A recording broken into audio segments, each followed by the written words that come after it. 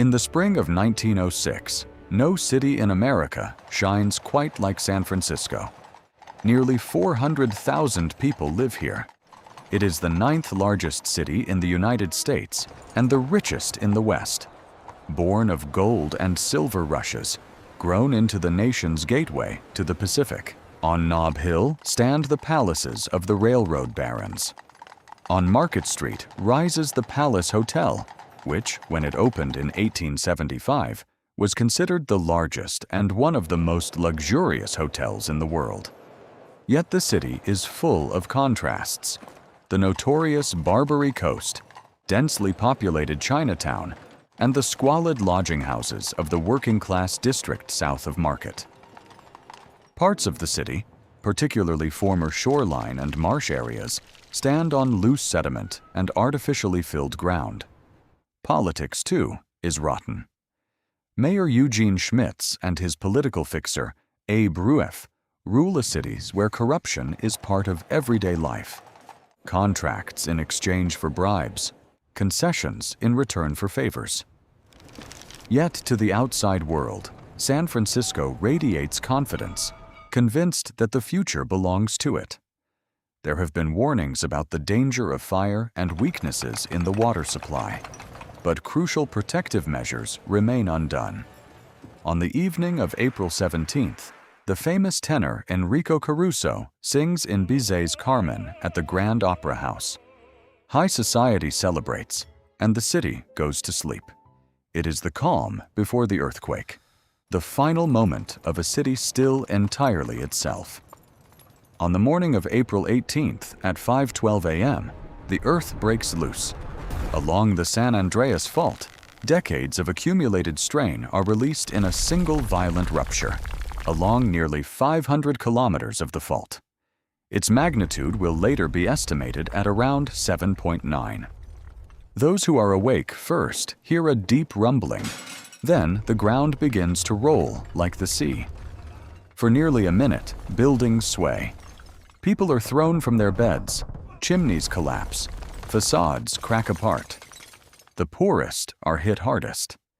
In south of Market, where cheap tenement buildings stand on filled ground, the soil behaves almost like a liquid under the shaking. Entire buildings sink and bury people in their beds. This is where most of the deaths occur. The magnificent new City Hall also collapses into ruins, exposing the shoddy construction that had been concealed during its building. Yet where structures stand on solid rock, many survive. The ground beneath people's feet determines life or death. But the worst wounds cannot be seen. Beneath the city, the utility lines rupture. Hundreds of water mains break. The hydrants run dry. Gas lines burst. Telegraph and telephone communications go dead. And when a hotel tower collapses, Fire Chief Dennis Sullivan is fatally injured. The very man who had spent years warning of precisely such a disaster dies a few days later. The city is already crippled before the real battle begins. Day 2. The fire. The earthquake has barely subsided when columns of smoke begin rising across the city. Within an hour, dozens of fires break out, caused by ruptured gas lines, overturned stoves, and cracked chimneys.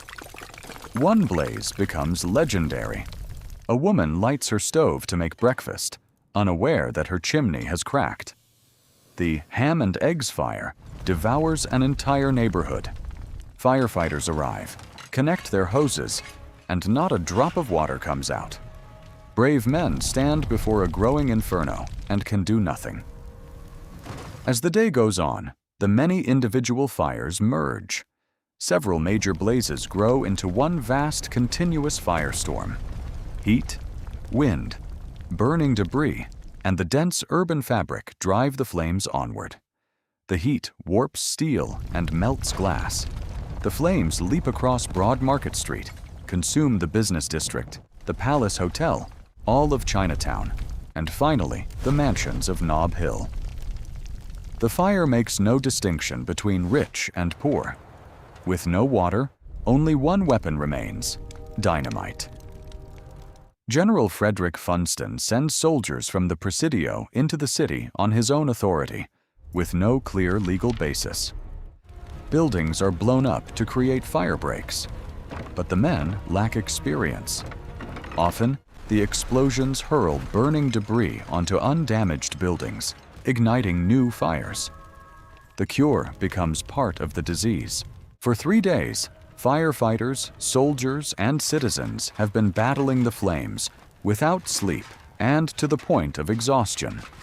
With the water mains out of service, seawater is pumped from the bay and carried inland through long chains of fire hoses. The turning point comes at Broad Van Ness Avenue.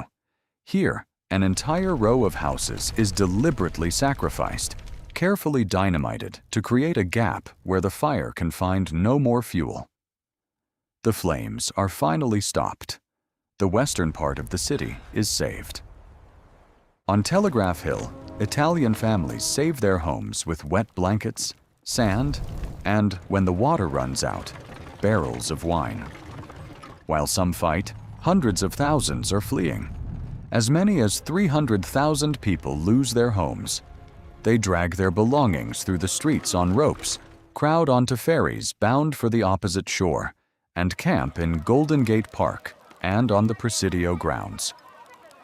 Out of the chaos emerge organized tent camps with field kitchens and long bread lines. Notes bearing the names of missing people hang from trees. Over everything hangs the weight of a heavy hand. Mayor Schmitz has notices posted declaring that looters may be shot on sight, an order with no legal basis that costs human lives. At the same time, relief efforts gather momentum. The Army distributes rations, money arrives from Washington, and donations pour in from across the country. And above it all hangs a question no one dares ask aloud. How many people have died? The official figure remains low. The dead in Chinatown are barely counted. Only much later will it become clear that the true toll was probably several thousand. As the smoke clears, the scale of the devastation is revealed. Around 28,000 buildings destroyed, roughly 250,000 people left homeless, and damages of approximately $400 million.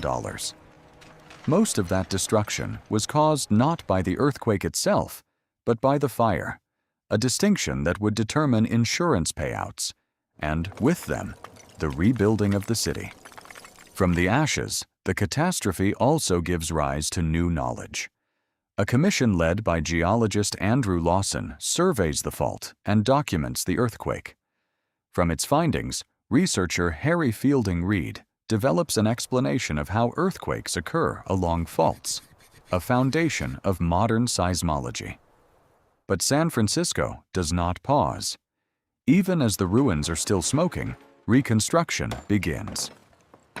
The phrase, "the city that knows how," already associated with San Francisco's image of itself, takes on additional symbolic meaning during the rebuilding. Architect Daniel Burnham's grand plan for the city is abandoned because no one is willing to wait. The city rebuilds immediately, along the old street grid. Within a few years, San Francisco stands again. The triumphant culmination comes in 1915 with a magnificent World's Fair that shows the world. San Francisco is back, more splendid than ever. The city draws lessons from the fire. A dedicated high-pressure firefighting water system, new cisterns, and stricter building codes. What remains is the memory of 4 days in which one of America's proudest cities was reduced to a burning ruin, and in which, at the same time, the determination to rise again was born. The earthquake and the fire took countless lives, homes, and dreams, but they did not break the spirit of the city. San Francisco turned disaster into a lesson whose meaning reaches far beyond its borders. A lesson about the power of nature, the failures of human beings, and the determination to rise again and again. That is the enduring significance of those 4 days in April 1906.